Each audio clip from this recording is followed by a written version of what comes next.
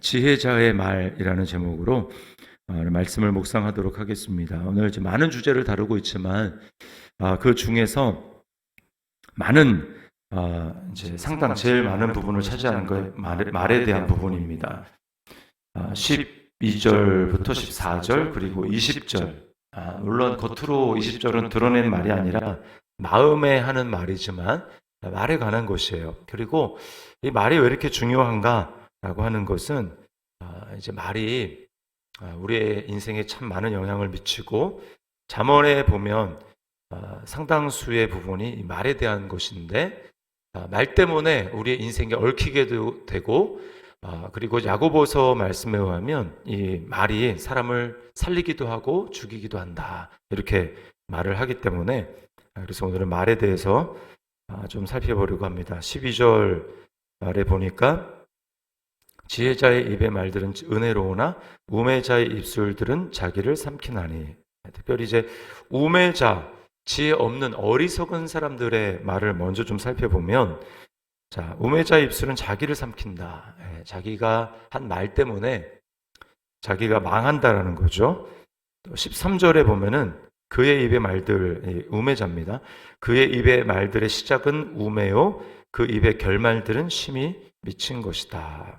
우매로, 어리석음으로 시작해서 결론은 정말 인생을 미치게 하는 그러한 일들로 결말을 맺는다라고 하는 겁니다. 14절에 보면 우매자는 말을 많이 하거니와 사람은 장래일을 알지 못하나니 나중에 일어날 일을 누가 그에게 알리리요. 말을 많이 한다. 자기도 알지 못하는 일을 많이 하고 특별히 장래일을 알지 못한다라고 하는 것을 보아서 이 우매자의 말은 호언장담, 마치 자기가 말한 대로 그렇게 될 것처럼 호언장담하는 말을 하게 된다라는 것입니다. 그래서 우리는 말을 잘하면 우리의 인생이 하나님의 은혜 가운데 또 잘 풀리기도 하고 또 말을 못하면 그 말 때문에 스스로 얽어매는 일들이 많습니다. 왜 그러냐면 사람의 말은 굉장히 영향력이 있기 때문입니다. 하나님의 말씀도 능력이 있지만 하나님의 형상을 따라 창조된 사람의 말도 능력이 있어요. 그래서 우리가 말이 어떤 영향을 미치는가 그런 실험도 있지 않습니까? 그래서 저주하는 말을 계속해서 들은 식물들은 말라 죽고 축복하는 말을 들은 식물들은 잘 열매가 맺고 그렇게 됐다. 그런 실험들은 굉장히 많이 있어요. 그러므로 그리고 또 이제 야고보서의 말씀에 의하면 우리가 말을 잘못하게 될 때에 형제들에게 큰 상처를 주고 사람들에게 큰 상처를 주고 사람들을 죽일 수도 있다라고 이야기를 합니다. 성경에 나타난 우매자의 말들 여러 가지가 있는데 특별히 이제 불신의 말을 쏟아낸 이스라엘 백성들 그리고 이스라엘 백성들의 대표로 뽑힘을 받은 10명의 정탐꾼들의 말이 우매자의 말입니다. 그들이 뭐라고 얘기합니까? 그 땅은 우리를 삼키는 땅이다. 그리고 우리는 그 거인 족속들 앞에서는 스스로 메뚜기 같다라고 이야기를 합니다. 그리고 이 불신의 말이 전체 이스라엘 회중에게 불신의 분위기를 조장해서 결국은 이스라엘 백성들이 어떻게 됩니까? 이스라엘 그 가나안 땅에 들어가지 못하고 광야에서 다 엎드려 죽는 그런 일이 있었어요. 하나님은 우리가 하는 말씀을 들으십니다. 그래서 너희의 말이 내 귀에 들린 대로 내가 행하겠다라고 하나님이 하셨어요. 그런가 하면 다윗 시대에 은혜를 저버린 이 나발의 말도 있습니다. 나발은 어리석다라고 하는 뜻이죠. 나발이 어떤 말을 합니까? 다윗이 그에게 많은 은혜를 베풀고 재산상에 손해가 나지 않도록 해주지만 그는 재산이 많음에도 불구하고 은혜를 갚는 일을 하지 않았습니다. 다윗은 누구냐?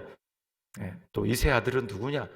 주인의 집에서 떠난 자들이 스스로 떠난 자들이 많다 그러면서 다윗을 굉장히 욕보이는 은혜를 잊고 무시하는 말을 했습니다. 그래서 나중에 어떻게 됩니까?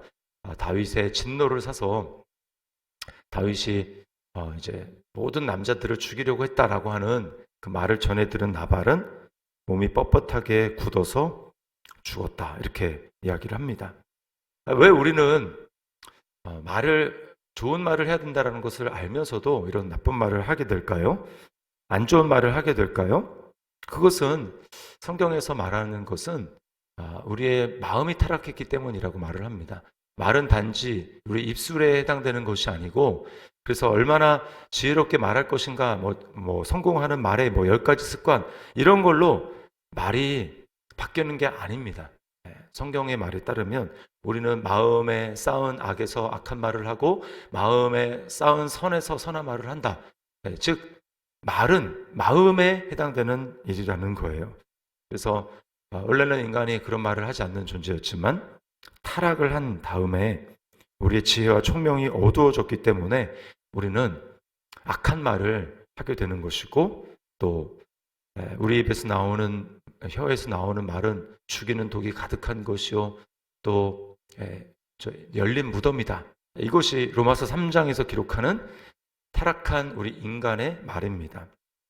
죽이는 독이 가득하고 열린 무덤이다. 사람들을 다 집어삼키는 것이죠. 자, 그러나 예수 그리스도의 십자가 사건으로 거듭난 성도들, 그리고 그래서 성령을 받은 성도들의 말이 달라졌다는 것을 우리가 어디서 발견하게 됩니까? 오순절에 사도들이 성령의 강림 사건을 통해서 그들은 자신들이 하고 싶은 말이 아니라 성령의 말하게 하심을 따라서 말을 했습니다.